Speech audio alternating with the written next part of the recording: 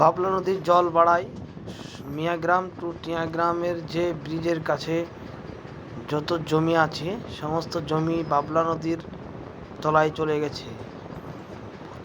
কৃষি জমি সব অনাবাদ হয়ে পড়ে আছে এবং জলের তলায় ডুবে গেছে এবং কিছু ঘরও, এদিকে ঘরটা দেখুন কতটা ভয়াবহ বন্যার ফলশ্রুতিতে পুরো এরিয়া ডুবে গেছে, একবার ডুবে দিয়েছে। বাবলা নদীর জলের ফলে পুরো এরিয়া ডুবে দিয়েছে, একবারে আপনাদের নজর পর্যন্ত যাবে না, এতটা সবই জল, পুরো জল চকচক চকচক চক করছে, সব জল দেখে নেন আপনারা।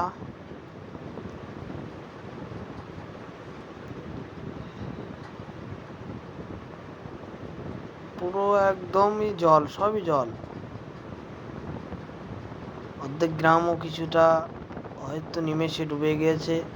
কিছু কৃষি জমি, প্রচুর হারে কৃষি জমি ক্ষতিগ্রস্ত হয়েছে।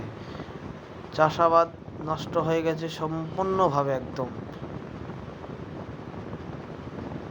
দেখুন একদম হারা, শুধু দু একটা গাছ হয়তো পানির ভিতরে, জলের ভিতরে দাঁড়িয়ে আছে, জলের দেখা যাচ্ছে, তাছাড়া কিছুই দেখা যাচ্ছে না। হয়তো অর্ধেক কিছুটা হয়তো জমি ওই দূরবর্তী এরিয়াতে হয়তো কোনো ডুবতে বাকি আছে, হয়তো এটা সম্পূর্ণ রাতারাতিভাবে ডুবে যাবে।